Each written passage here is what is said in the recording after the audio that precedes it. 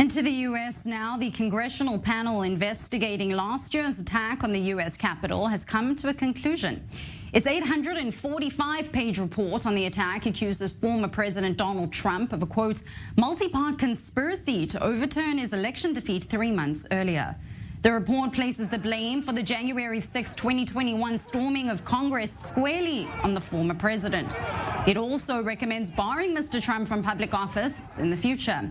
The panel, made up of 7 Democrats and 2 Republicans, recommended the Justice Department investigate Mr. Trump, who is mounting another White House campaign for aiding the insurrection, as well as 3 other federal crimes. Donald Trump did not cooperate with the panel and declared the final report a witch hunt shortly after its release.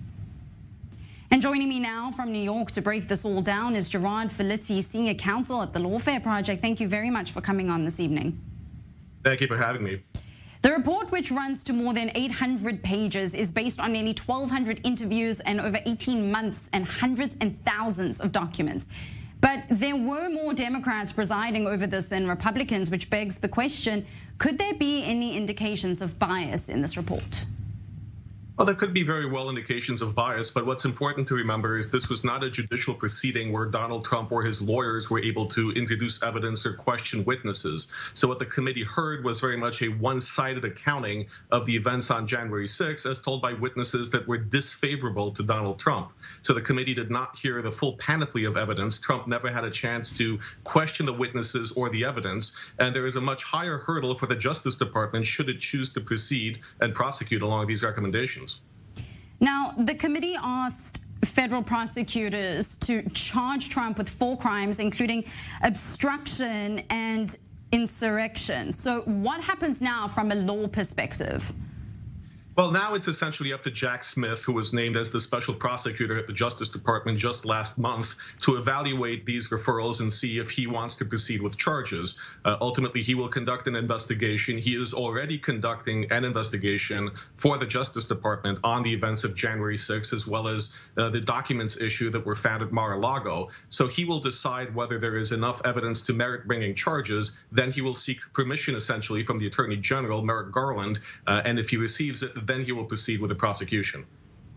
Trump has responded by calling it a witch hunt and said that it failed to, quote, study the reason for the January 6th protests, the election fraud.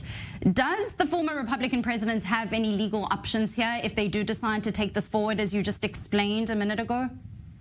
If they take it forward, then it will be up to former President Trump to mount a legal defense. And a lot of that will be challenging the evidence, challenging the evidentiary problems, and then actually putting forth a claim that he did not have an intent to commit these crimes, that what he was doing was acting in good faith with the belief that he genuinely had won the election, and that everything that resulted, his actions that resulted, were not unlawful, but merely trying to assert his rights. And quite frankly, we don't know whether there is evidence to support Trump's contention because the January 6th committee didn't hear from him or from his witnesses. So this is very much up in the air, and the Justice Department will be evaluating whether any of these potential defenses hold weight.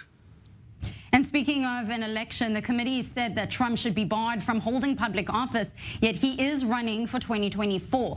So in your opinion, how will this impact his campaign and potentially his run?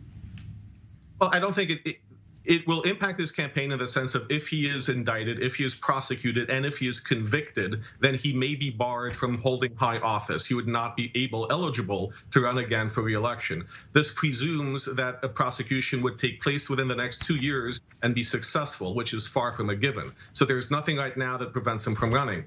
That being said, I think a lot of the public has gotten tired of this case. They've heard too many bad things about Donald Trump, and they're seeing too many possible contenders to take the Republican nomination. So it's up to Mr. Trump to decide whether he wants to remain a candidate or whether he will back down gracefully and let someone else take up the reins. Certainly going to be an interesting run for money. Gerard Filitti, Senior Counsel at the Lawfare Project, thank you very much for your analysis. Thank you, Batya, for having me.